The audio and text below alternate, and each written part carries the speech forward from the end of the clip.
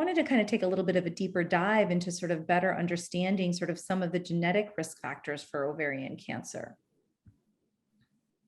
So when we talk about this, and I think we talked about it a little bit already, but I want to take us back to thinking about both family history as well as some of these genes that may have mutations or changes that put us at increased risk for ovarian cancer.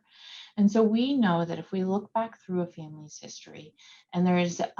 strong family history of ovarian cancer, but also some other cancers as well, because when we see these changes or mutations in genes, they often put us at increased risk for other cancers. So specifically, we talked before about BRCA1 and 2, and that puts us at increased risk for ovarian cancer, but it also puts you at increased risk for breast cancer, pancreatic cancer, prostate cancer, and melanoma. And so when you're seeing your doctor and they're going through that history and asking you about family history, if we have that group of cancers that are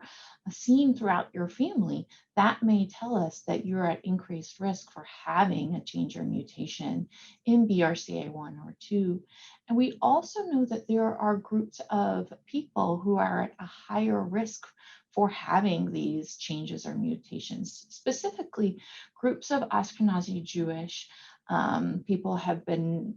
known to have a specifically increased risk for carrying one of these mutations or changes. And so that may be something that's important for people to realize, but also for doctors to ask about as a risk factor, particularly if they notice that there's an increased risk or an increased incidence of cancer when they're going through that family history. There's also another group of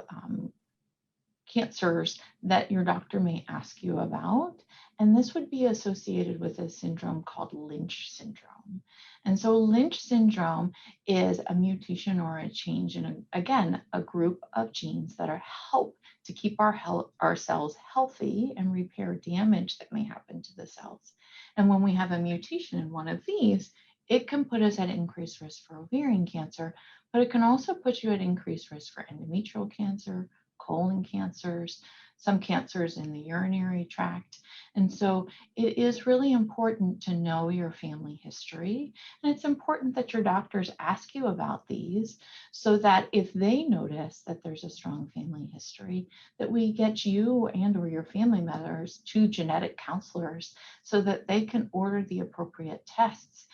hopefully before you were to ever have cancer diagnosed, or if your cancer has already been diagnosed, that we get you the appropriate genetic testing for your family members to decrease risk, and make sure that they're getting the appropriate screening tests as well.